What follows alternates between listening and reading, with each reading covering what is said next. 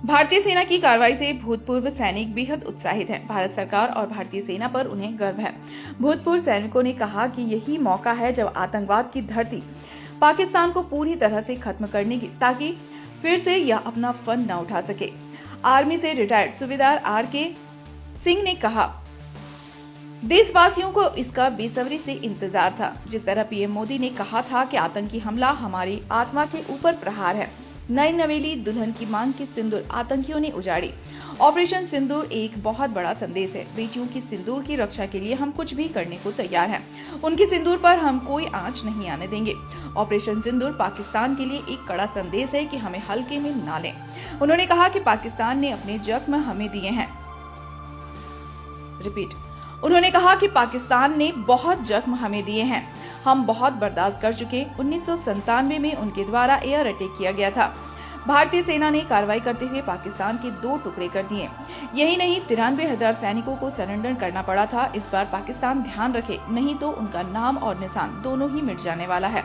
Air force से retired junior warrant officer Ramesh Prasad ने कहा कि सिंदूर हमारी भारतीय महिलाओं की सुहाग और सम्मान का प्रतीक है। आतंकियों ने जिस तरह से खुला चैलेंज दिया था कि जाकर अपनी सरकार को बोल दो, यह उसका जवाब है। इस कार्रवाई के लिए भारतीय सेना और भारत सरकार पर हमें गर्व है। उन्होंने कहा कि आतंकियों के अड्डे को ध्वस्त किया गया है। भारत सरकार, हमारी सेना के लिए यह अच्छा समय है जब हमने हाथ अपने खोल दिए हैं, तो इसे अंजाम तक पहुंचा देना है। हमें यह देखना नहीं है कि उसे कौन सपोर्ट कर रहा है। सेना ने अटैक कर जिस तरह से सिंदूर का बदला लिया है, तो काबिले तारीफ है, सैल्यूट है। भारत सरकार को सैल्यूट है, सेना को सैल्यूट है। और हम ये इस हमले के साथ साथ हमारे देश ने ये संदेश दिया है कि भारत माता की बेटियों के सिंदूर के ऊपर कभी आंच आएगी, ये हम कभी बर्दाश्त कर नहीं सकते। कोई दुश्मन अगर आंख दिखाएगा या सिंदूर के ऊपर आंच, तो कोई किसी तरह की कायराना हरकत करेगा, उसका अंजाम यही होगा। इसीलिए इस ऑपरेशन का नाम भी ऑपरेशन सिंदूर रखा गया, जो कि एक बड़ा ही भावनात्मक नाम रखा गया। तो उसे समझ सकता है विश्व, सारा देश और विश्व समझ सकता है कि हम कितने आहत हुए थे इस घटना से।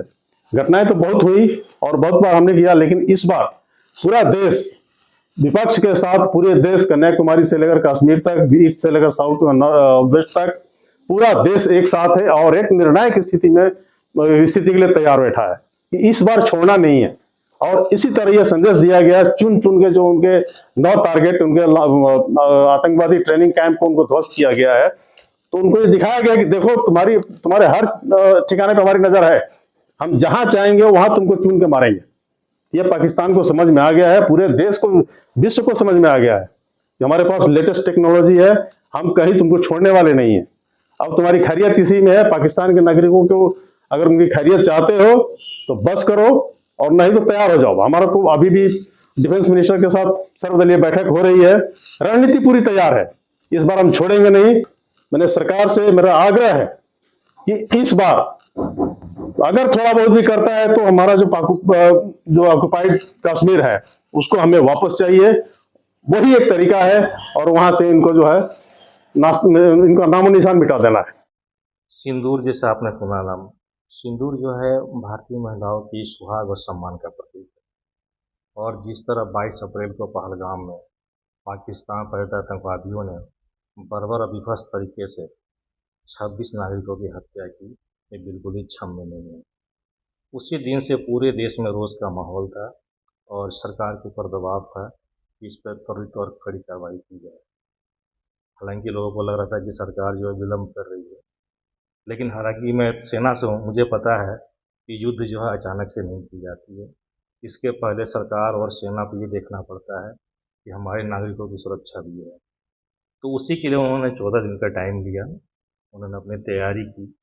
नागरिकों की सुरक्षा हेतु मॉक ड्रिल का अभ्यास भी कराया गया, क्योंकि उनको पता है कि जब अगर लड़ाई होगी, और ये प्रत्यक्ष लड़ाई होने वाली है, तो इसमें नागरिकों की सुविधा देखना जो है सबसे अहम कार्य है, ताकि हमारा कम से कम नुकसान हो। जब सारी तैयारी पूरी हो गई, सेना को सरकार ने खुला दे दिया समर्थन कि आप जो चाहें निर्णय ले सकते हैं। सेना ने अपनी सारी जो है आयोजन को जो है उन्होंने देखा, समझा, और उचित समय पे इन्होंने कार्रवाई की। और पाकिस्तान के यूके में, जिसको उन्होंने आज़ाद कश्मीर नाम दे रखा है, वहाँ के 9 आतंकी ठिकानों, जो कि लश्कर तैयबा, जैश ए मोहम्मद और हिजबुल मुजाहिदीन संचालित था, उसके आतंकी कैंपों और शिविरों को उन्होंने बहुत ही गंभीर तरीके से नेस्तनाबूद किया। और इस कार्रवाई में पाकिस्तान प्रेरित आतंकवादियों की कम से कम 100 से ऊपर से ज़्यादा लोगों की मौत हुई है। हालांकि ये आधिकारिक आंकड़ा नहीं है, लेकिन जो न्यूज़ आ रही है छन के, उससे ये पता चला है।